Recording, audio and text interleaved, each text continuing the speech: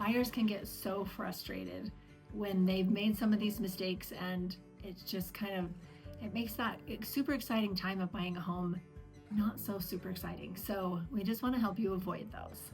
So the first one and the most common would be looking at homes before you're pre-approved.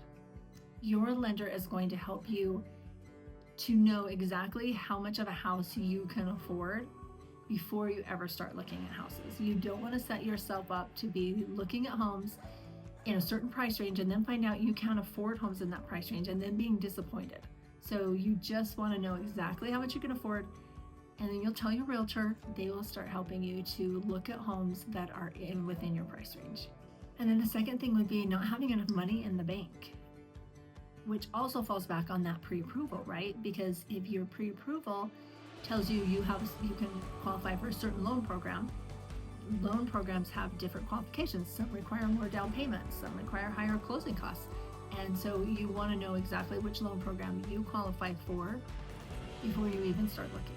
Because if it's an FHA, you know you're going to need 3.5% down plus some closing costs. If it's a USDA loan, you don't have to have a down payment, but you're going to need some closing costs. So you need to talk with your lender and talk with your realtor and find out exactly how much money you'll need to have in the bank before you even start looking. So one of the third mistakes that I see is calling on the sign that's in the yard. So you want to have an agent that works for you. The agent on the sign in the yard, that agent works for the seller. So if you like that house, then send the address over to your agent. And then your agent can look it up and see if that house is in your price range and if it makes sense to go look at it. If it's not, then it doesn't make any sense to go look at it. So make sure you're in constant communication with your realtor if you happen to see houses, and let them know what houses you want to look at. Don't be calling the sign, because that realtor isn't the one that you have working for you. The fourth biggest thing is failing to understand what it really costs to own a home. So there's more that goes into owning a home than just buying the house. So you'll want to know what that true cost is. And we have a link below that you can sign up and receive a free guide to the true cost of home ownership if you would like to get that. But you'll want to know what exactly all of those costs are that are involved in buying and having a home before you get started, because you may be able to afford the payment, but can you afford the closing costs? Can you afford the maintenance of the home, the HOA fees, things like that? So you want to know what that true cost is. So our fifth mistake would be having true expectations of what you can afford. Just know that you're not going to probably get 100% of what you want, especially if this is your very first home.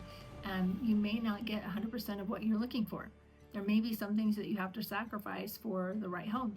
Maybe you're not going to get a third car garage, or maybe you're not going to get a fenced yard. So just have those expectations right up front so that you're not disappointed. Just know that you may not get 100% of what you are looking for. And even when you build your own house, a lot of times I hear people say, like, no matter how many homes they built, they never had every single thing that they wanted anyway. So just kind of have those expectations clear so that you don't get disappointed. So the sixth thing would be haggling in a seller's market. Seller's market is when there are so many buyers that the seller can sell the house without any problem. It doesn't have to sit on the market. They don't have to do a lot of repairs.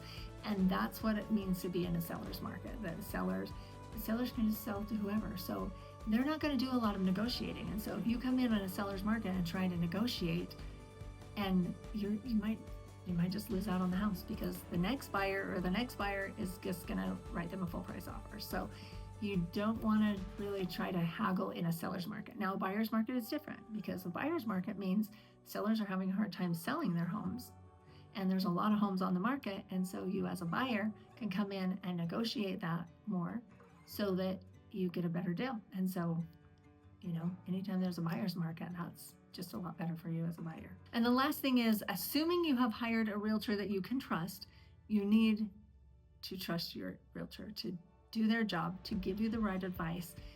That's what they're there for. That's what they've been doing this for. That's what they've helped lots of other buyers for.